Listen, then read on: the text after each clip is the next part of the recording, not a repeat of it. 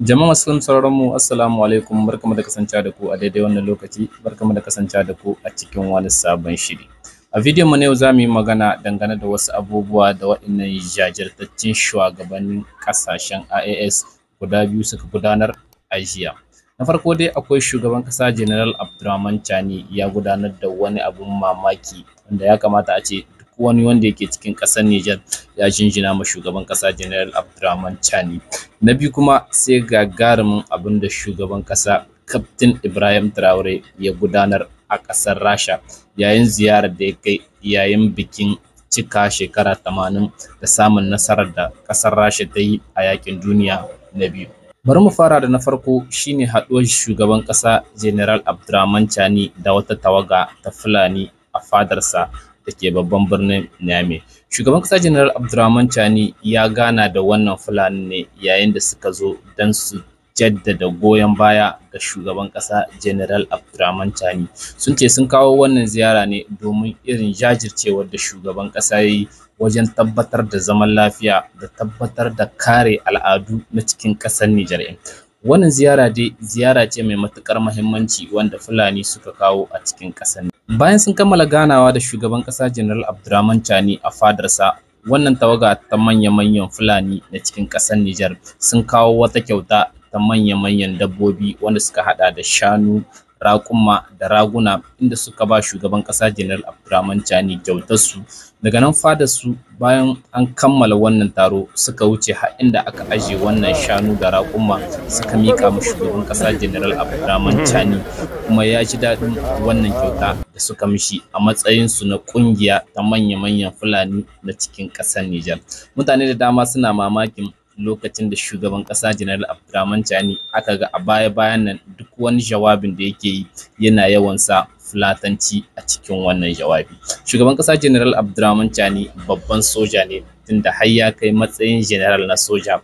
Ya san ba komi bane ba ƙarfin bindiga zai iya yin shi. Akwai salo da dama na kawo kwanciyar hankali a cikin ƙasar Nijar.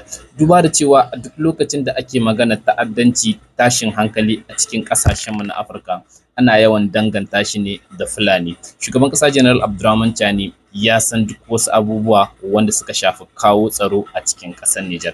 Ba dole sai da ƙarfin bindiga ba za a kawo tsaro. Da jan hankali haɗa kan al'ummar ƙasa ma wannan abin yana kawo tabbacin tsaro a cikin ƙasar Nijar. Shugaban ƙasa General Abdurrahman Chani ya ɗauki wannan hanya ita ma a matsayin hanyar da za ta haɗa kan al'umma na cikin ƙasar Nijar domin ba da zaman lafiya a cikin jamhuriyar Nijar.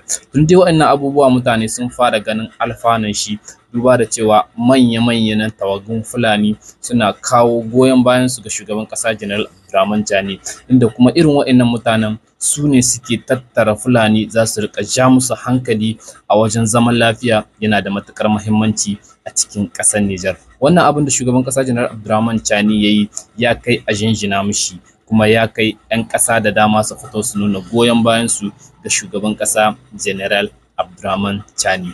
Wannan irin abubuwan da shugaban ƙasa yake yi ba yana yi bane ba wai ko dan ya fi son wata kabila, a'a yana yi ne don tabbatar da zaman lafiya a cikin ƙasar Nijar. A bangare guda kuma za ku ji a jiya ne za a iya cewa shugaban ƙasar Afirka wanda ya wakilci ƙasashen Afirka a wajen babban taro wanda aka gudanar a ƙasar Rasha shine Captain Ibrahim Traore ya gana da takwaransa na Rasha Vladimir Putin, inda suka yi wata ganawa tare da makarrabansu daban-daban. Wannan ganawa dai ganawa ce wadda ta ɗauki tsawon minti 30 suna yi a tsakaninsu. Sun tattauna dangane da abubuwa da dama, musamman abubuwan da suka shafi ci gaban ƙasashen IAS da kuma ci gaban ƙasar Afirka gaba ɗaya. Shugaban ƙasa Captain Ibrahim Traore ya tattauna da Vladimir Putin, inda suka zamna fuska da fuska, inda ya shaida ma shugaban ƙasar Rasha Vladimir Putin, inda yake cewa suna buƙatar gina ƙasashen Afirka kuma suna buƙatar ci gaban ƙasashen Afirka. Akasin wasu manyan shugabannin ƙasashe na Afirka, inda idan suka samu damar ganawa da manya-manyan shugabannin ƙasashen duniya suna buƙatar wasu abubuwa ne wanda za su amfana su, ko a ce za a ba su wata gudunmuwa ta wani abu. Idan wannan abin ya shigo al'ummar ƙasashen Afirka ba za su ga wannan dukiyar ba. Amma Vladimir Putin ya saurari jawabin Captain Ibrahim Traore, inda Captain Ibrahim Traore ya nuna mishi buƙatar shi ta cewa suna buƙatar kayan aiki domin tabbatar da tsaro a cikin yankunansu, kuma ya nuna mishi cewa suna buƙatar ƙarin ilimi. Yara wanda suke cikin ƙasashen Afirka ya kamata a ce sun sami ilimi irin na zamani inda ƙasashen duniya suke alfahari da shi. Abubuwan da Vladimir Putin ya ji daga bakin Captain Ibrahim Traore sun ba shi mamaki, duba da cewa Captain Ibrahim Traore bai buƙaci wasu maƙudan kuɗi ba ko kuma wani taimako na kayan abinci. A'a, ya nemi taimako ne ta yadda za a inganta tsaro tsakanin ƙasashen Afirka da ƙasar Rasha, inda ya ce suna buƙata a rika samun horo tsakanin sojojin Rasha da sojojin ƙasashen Afirka. Wannan abu dai ya ba al'umma da dama mamaki, duba da cewa Captain Ibrahim Traore bai nemi wata bukata ba domin ƙasar shi ta Burkina Faso. A'a, ya nemi wannan bukatun ne domin kawai ci gaban ƙasashen Afirka.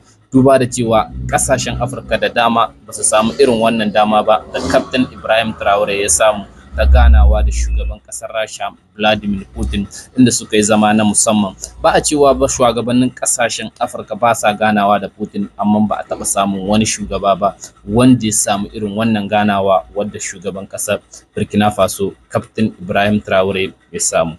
Zan samu ku wani ɗan bayani dangane da abin da Captain Ibrahim Traore ya shaidawa shugaban ƙasa Vladimir Putin. Sai ku gyara zama domin mu saurara a tare da ku, domin wannan jawabin yana da matuƙar muhimmanci.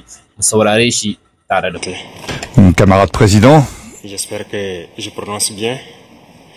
C'est un honneur d'être là donc à la célébration du 80e anniversaire de la victoire de la Grande Guerre.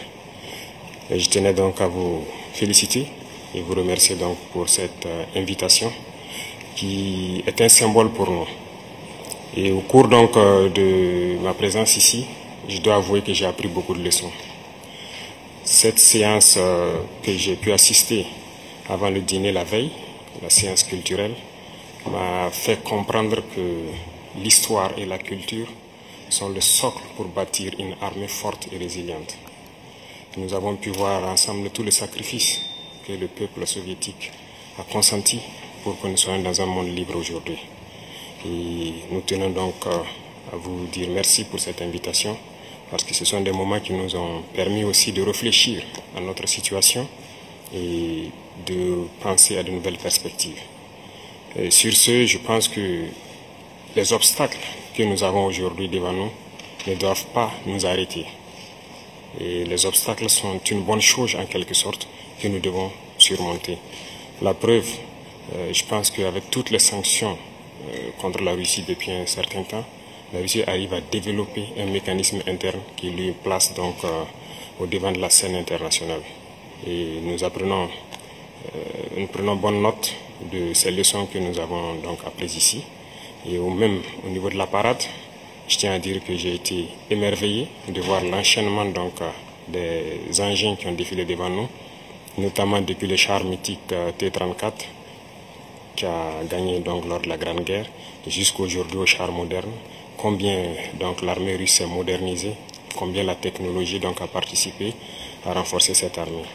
Et dans ce cadre, nous souhaitons que la coopération que nous avons puisse se renforcer de façon exponentielle. Je vous remercie déjà pour tout ce qui est fait pour nous, notamment ces bourses d'études qui sont octroyées au Burkina et qui vont s'accroître. Et ce matin, j'ai visité donc l'université de chimie et je disais que le volet sur lequel nous allons axer après la défense et la sécurité, c'est le volet de l'éducation. C'est ce volet qui nous intéresse le plus, notamment les sciences. Il faut que la Russie puisse nous aider à former notre jeunesse, notamment dans le domaine des sciences, pour que nous puissions développer chez nous la machinerie, en gros. Que ce soit la machinerie qui va avec l'armée ou la machinerie qui va avec l'industrie. Parce que c'est à ce seul prix que nous pourrons nous développer au sein de l'Afrique. La guerre qui nous est imposée aujourd'hui, et nous pensons que ce n'est qu'une manifestation aussi du nazisme. Parce que le terrorisme qui est là aujourd'hui n'est pas du terrorisme, c'est de l'impérialisme. Ce sont nos terres qui intéressent ceux qui nous combattent. Et donc, finir avec cette guerre, avoir une armée forte et lancer le développement de notre patrie, telle est l'essence donc de notre combat. Et nous comptons sur vous pour surtout former nos cadres, Parce que la coopération, telle qu'on le dit, très souvent en Afrique, on aime avoir beaucoup de demandes. Nous savons que vous êtes dans une opération militaire spéciale. Nous comprenons tous les défis qu'il y a. Et le lendemain, qui est incertain pour le monde entier, nous pouvons comprendre ça. Donc nous ne serons pas là peut-être à demander beaucoup de choses, à demander de l'aide ou quoi que ce soit. Mais l'aide que vous pouvez nous octroyer, c'est surtout ce transfert de connaissances que nous voulons. Et donc nous souhaitons avoir plus de bourses et voir dans quelle perspective nous pouvons nous-mêmes donner des bourses à nos étudiants pour étudier ici. Et dans un troisième temps, comment est-ce que les universités ici peuvent se dupliquer au Burkina Faso, notamment celles que j'ai visitées. Et aussi, il y a beaucoup d'autres universités dans le domaine des sciences. Comment on peut les dupliquer au Burkina Faso avec tous les laboratoires nécessaires qu'il faut pour former de manière pratique nos jeunes et que nous puissions être donc au cœur de notre propre développement. Donc c'est la demande essentielle que nous avons actuellement dans le contexte que nous vivons pour pouvoir transformer tout ce que nous avons sur place, produire beaucoup de choses nous-mêmes et que le Burkina Faso soit un hub où beaucoup de jeunes Africains vont venir et apprendre aussi la science. Parce qu'ici en Russie, vous avez d'éminents scientifiques et il y a eu beaucoup de savants que nous continuons donc d'étudier leurs œuvres. Et je pense que c'est un arbre où nous pouvons soutirer la science pour nous développer. L'autre chose, c'est surtout dans le domaine militaire.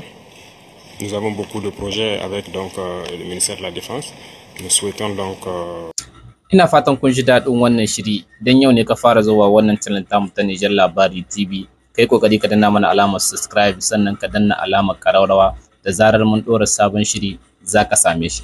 Kuma kar da ku manta ku gaya mana ra'ayinku a commentaire dangane da wannan bidiyon wanda muka haɗa muku. Idan kun ji daɗin wannan bidiyon sai ku tabbatar mana cewa kun mana liking kun mana commentaire domin haka yana ba mu ƙwarin gwiwar ganin mun zakulo muku duk wasu abubuwa wanda suke faruwa a cikin ƙasashen Afirka. Sai mun game a cikin wani sabon bidiyo.